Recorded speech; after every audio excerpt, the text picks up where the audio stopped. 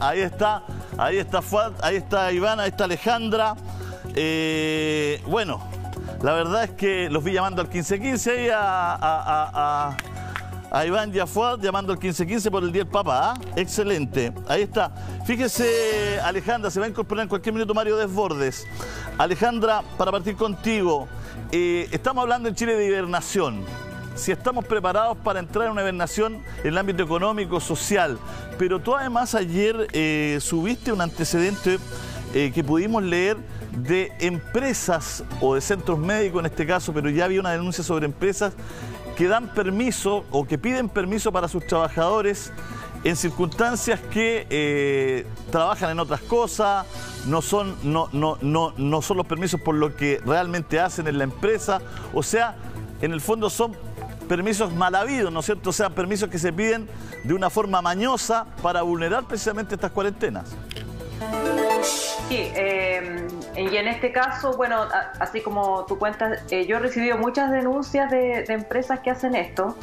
Y elegí este caso porque está documentado, porque se hizo una denuncia a la Intendencia, que no fue, aunque se le informó al denunciante que se iba a fiscalizar, no se hizo esa fiscalización, y porque me parece todavía más grave que este centro radiológico usar este salvoconducto para incluir al personal doméstico que trabaja en la casa de la dueña de este servicio, y que tiene que hacer labores junto con las labores domésticas de aseo y jardinería en la casa de la propietaria. Tiene que ir a limpiar el centro radiológico, y así hay personas contagiadas de COVID. Este centro tuvo que cerrar la semana pasada por un brote de contagio. Es relevante porque, como tú dices, ¿qué es lo que pasa aquí? Que se vulneran las medidas que ha tomado, ¿no es cierto?, el gobierno, que ha tomado la autoridad, precisamente para poder parar los contagios, ¿no? Si se utiliza este centro radiológico, por ejemplo, utilizaba el nombre del centro radiológico para entregarle a personas que hacían otras labores, incluso para entregarle o hacer ir a trabajar a gente mayor con patología, senador Moreira, ¿no es cierto?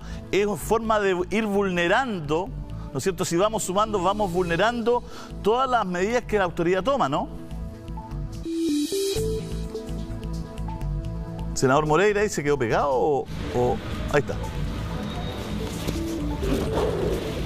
¿Me escucha? Lo que pasa es que no escuché lo que dijo Alejandra porque no tenía retorno.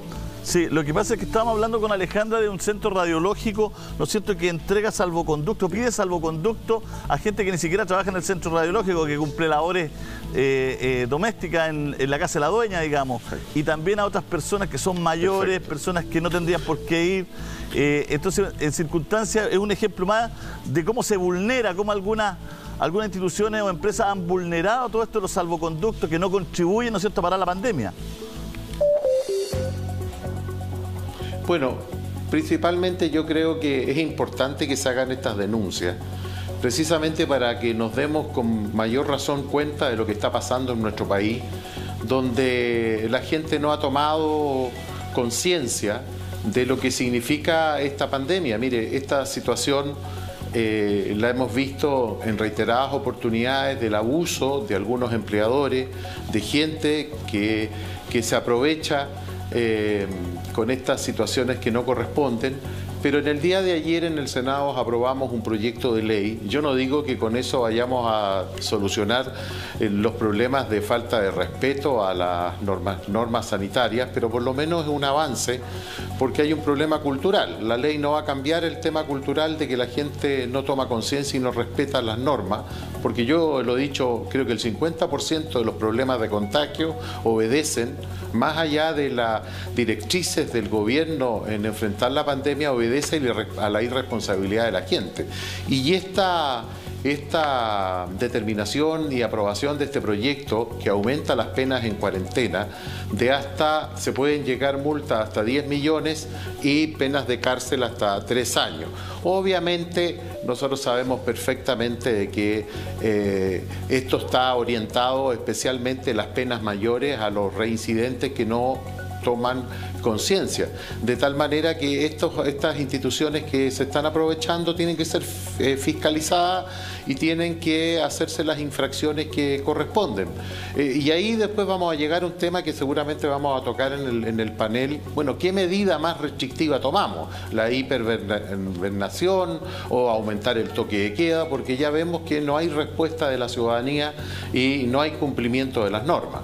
Claro, el ministro París ayer salió a desmentir un WhatsApp que se había hecho viral, ¿no es cierto?, que hablaba que este 21 partía una hibernación. Pero el tema está en la mesa porque distintas instituciones han hablado de endurecer, le han puesto hibernación, pero de endurecer, ¿no es cierto?, las medidas. Entre ellas fue a pagar el Transantiago, ¿no es cierto?, que no siga funcionando el Transantiago, entre otras medidas.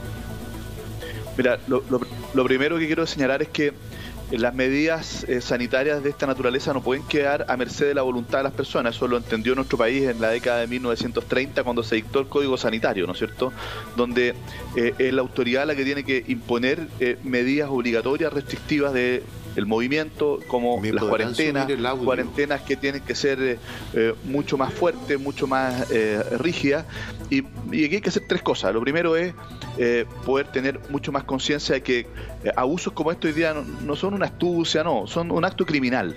A mí me parece que hay una irresponsabilidad enorme de quienes abusan de este tipo de permisos individuales o colectivos, o quienes salen sin permiso de manera reincidente. Esa actitud es criminal hoy día, no es la chispeza, como diría Gary Medel, no es astucia, sino que es una actitud criminal. En ese sentido hemos perdido, perdón, en ese sentido a su juicio hemos perdido la batalla de Santiago. Hay que ganar una guerra quizá, pero perdimos la batalla de Santiago porque se hacía todo, ¿no es cierto?, esta batalla de Santiago que vino para bajar los números. Los números están creciendo, han ido creciendo, la cantidad de contagios que tenemos, estamos en el ranking mundial, digamos, perdimos eso, tenemos que replantearnos un nuevo escenario donde haya más fiscalización, donde quizás haya toque de queda más temprano, donde se apague el Transantiago, donde funcionen algunos centros de abastecimiento, quizás no todos los días, para que realmente ayer el director clínico de la INDISA, Rodrigo Castillo, el doctor Rodrigo Castillo, el director médico, me decía: necesitamos un espacio de un par de semanas que esto baje, porque no damos más. Yo creo que es indispensable tener que hacerlo. Yo creo que no queda otra alternativa que tener una hibernación, una cuarentena real, ¿no es cierto?, donde realmente disminuyamos de manera drástica la movilidad, y eso significa el que se restrinjan completamente los permisos de abastecimiento, ¿no es cierto?, los permisos colectivos, y que muchas actividades que se han declarado esenciales, revisarlas para que algunas de ellas en definitiva también puedan cesar su funcionamiento. Y eso tiene que ir acompañado, por cierto, previamente de tener los ingresos para las familias. Por eso es que es tan importante el sentido de urgencia, el ingreso familiar de emergencia, que eso esté, porque la gente no se puede quedar en su casa sin tener para comer. Aquí hay gente que es irresponsable y hay gente que no tiene alternativa. Tenemos que resolver el problema de la gente que no tiene ingresos, y por otro lado tener sanciones drásticas y fiscalización para quienes no solo son irresponsables, sino que están en una actitud derechamente criminal. Esto va a permitir ganar tiempo.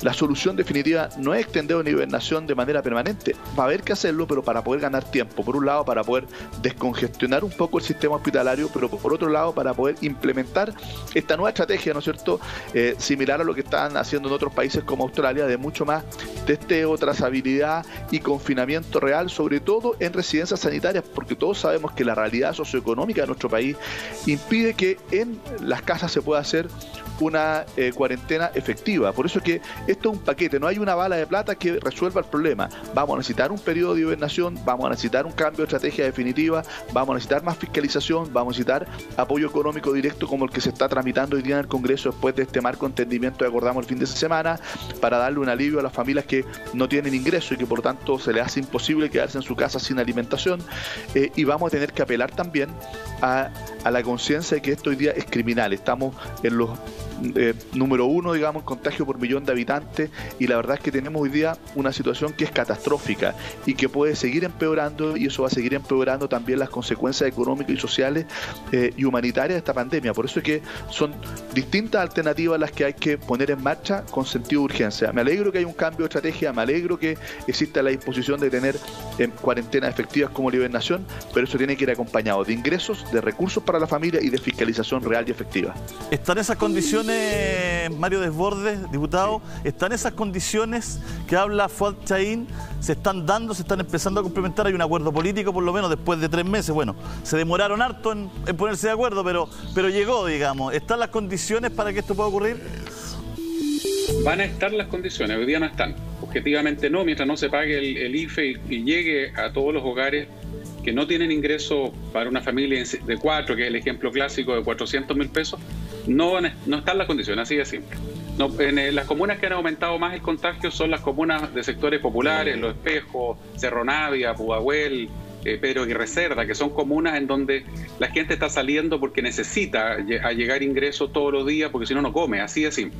Entonces, hoy día no están las condiciones. Luego, pagado el IFE, podemos hacer restricciones, por supuesto, pero vamos a tener un tema ahí. Se va a empezar a pagar masivamente el IFE y vamos a tener una avalancha de gente, estamos hablando de mínimo 2.100.000 hogares o más, porque probablemente haya más que lo necesiten, en donde la gente va a salir a comprar apenas le llegue el bono, y los bonos van a pagarse, perdón, el ingreso se va a ir pagando de a centenares de miles de personas, porque es una transferencia de fondos a la cuenta RUT. Ahí vamos a tener un tema que cómo se administra.